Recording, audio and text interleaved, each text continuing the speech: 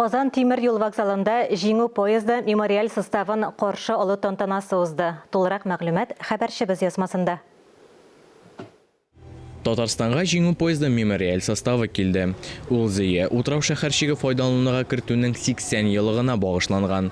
Казан станциясеннән поезд Зөя, Килдурас, Буа, Бурындык маршруты буенча бара. Ветераннар һәм кунаклар өчен патриотик җырлар белән иҗади коллективлар чыгышлары оештырылды. Ну, во-первых, поезд Победы – это как символическое... Әлеге чара Идел ракадасына багышланган. Поезд үтә торган станцияләрдә стеллалар һәм истәлек такталары ачыла. Без кичә Түбән Новгородта әлеге чараны уздырдык. Алдагы станцияләрдә дә шундый ук тантаналар көтелә. Поезд составына икенче бөтен дөнья сугышы ахырында эшләнгән легендар Л-3095 паровозы керә. Бу СССРның тимер юллары шилтәрендә хезмәт иткән иң яхшы һәм танылган совет паровозларының берсе.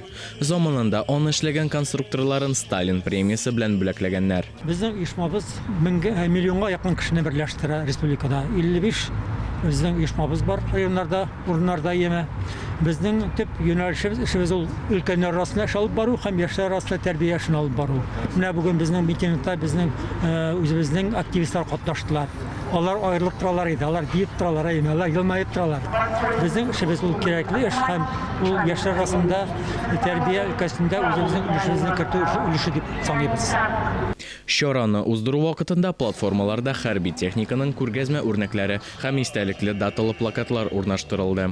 Эта Волжская ракада была построена просто в невероятных условиях. И мы хотим, чтобы вот эта память передалась нашим детям и нашим внукам. Мы должны помнить об их подвигах и должны их обязательно уважать. Идел ракадасын төзү бөек ватан сугышы барышында төп борылышларның берсе булган. Ул Сталинград сугышын резервлар белән тулыландыруда һәм корал белән тәэмин итүдә хәлиткеч роль уйнаган. Искәндәр Гыймалдинов, Иван Худяков, Татарстан ялыклары.